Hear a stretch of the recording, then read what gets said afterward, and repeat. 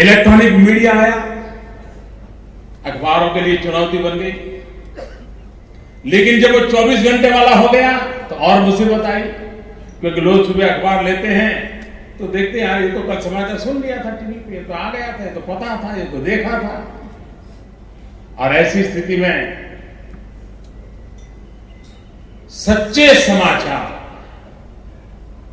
और अब तो धीरे धीरे युग आने वाला है अच्छे समाचार।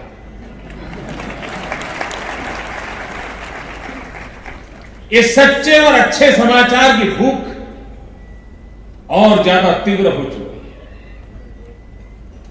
जो इस भूख को समझेगा उसकी क्रेडिबिलिटी और बढ़ने वाली है, ये भी निश्चित है। क्योंकि देश की सामान्य नागरिक लोकतंत्र में सरकार की बातों पर भरोसा करने के तैयार नहीं है। वे किसी और माध्यम से सत्य को जानना चाहता है, सुनना चाहता है। और लोकतंत्र की यही ताकत है। लोकतंत्र में संवाद का सर्वाधिक महत्व होता है।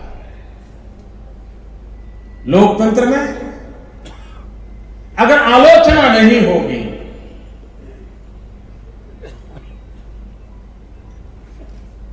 तो रुकावट आ जाएगी, ठहराव आ जाएगा। बहते पानी में कभी गंदगी नहीं होती, लेकिन जब एक बार पानी ठहर जाता है तो गंदगी होना भी शुरू हो जाता है। और इसलिए लोकतंत्र का प्यूरिफिकेशन, लोकतंत्र के व्यवस्थाओं का प्यूरिफिकेशन, इसका उत्तम अगर कोई इलाज है तो आलोचना, क्रिटिसिज्म है।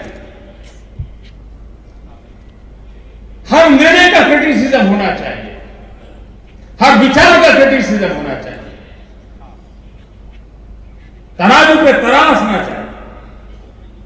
संवाद हो, विवाद हो, और फिर सोने की तरह तप्त करके निकलेगा वो विचार, शाश्वत बन जाता है, वो पीढ़ियों तक काम आता है। लेकिन अगर सब लोग ठीक है यार हमारा क्या लेना देना, करने तो जो करते करते, हमारा तो अखबार चलता है, हमें क्या है, तो फिर लोकतंत्र का बहुत भारी नुकसान हो जाता है। और इसलिए मैं इस बात का पछतावा हूं कि लोकतंत्र में आलोचना का, क्रिटिसिज्म का महिमा मंडन होना चाहिए, उसका महात्मा होना चाहिए। आलोचना से दुखी नहीं होना चाहिए। आलोचना से सत्य को अच्छी तरह परखने का अवसर मिलता है। आलोचना से गलत राह पर भटकने से बचने की संभावना पैदा होती है। आलोचना से नई गलतियां करने से रोका जा सकता है। और इसलिए मीडिया के माध्यम से यह सेवा सर्वोत्तम हो सकती है।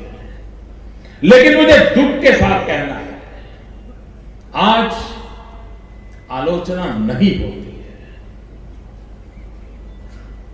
और आलोचना न होने के कारण सबसे ज्यादा बर्बाद कोई हो रहा है तो सत्ता में बैठे हुए लोग बर्बाद हो रहे हैं।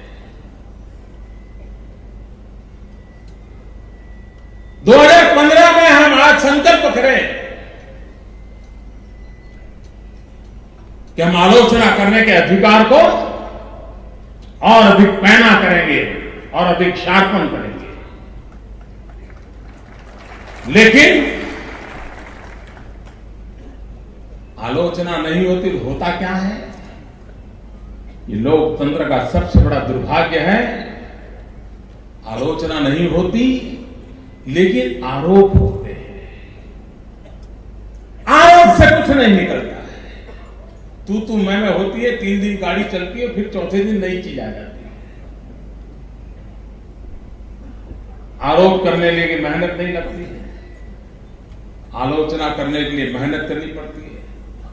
एक विषय का गहराई से अध्ययन करना पड़ता है, पक्ष विपक्ष को देखना पड़ता है, उसकी बारीकियों को निकालना पड़ता है, और तब जाकर के आलोचना संभव होती है। लेकिन आज जिंदगी में इतनी दौड़ है, स्पर्धा इतनी तेज है इलेक्ट्रॉनिक मीडिया से स्पर्धा, प्रिंट मीडिया से स्पर्धा, सोशल मीडिया से स्पर्धा। हर व्यक्ति के हाथ में आजकल अखबार है, कंप्यूटर जैसा मोबाइल फोन अपने आप में एक अखबार है। ऐसी स्थिति में तेज गति से दौड़ना पड़ रहा है, लेकिन राष्ट्र की भलाई के लिए, भारत जैसे उभरते देश के लिए आलोचना बहुत आवश्यक है। नीतियों की स्वस्थता पूर्वक आलोचना होगी तभी तो उसका शुद्धिकरण होगा, और आलोचना ही तो शुद्धिकरण के द्वार खोल देती है। और इसलिए मैं इस बात के पक्षकार हूं कि हम जितनी ज्यादा सटीक आलोचना करेंगे उतनी व्यवस्थाओं में शुद्धि आएगी, और जितने ज्यादा आरोप लगाएंगे उतनी हम हमारी ताकत खो देंगे। समय की मांग है आरोपों से मुक्ति पाकर के आलोचना के राह को प्रबल बनाएं, ताकि भारत के उज्जवल भविष्य के लिए हम भी बड़ा उत्तम योगदान दे सके। और मुझे विश्वास है 75 साल की अमृत यात्रा से जुड़े लोग, जिन्होंने अपनी उत्तम भूमिका हमेशा निभाई है, वे आगे भी इस भूमिका निभाने के पुढ़ारी बनेंगे, और पुढ़ारी बनकर के उत्तम व्यवस्थाओं को विकसित करेंगे जो औरों को भी प्रेरणा देगी और कुछ लोगों को मजबूर भी करेगी। और इसलिए मैं उनको शुभकामनाएं देता। आज यहां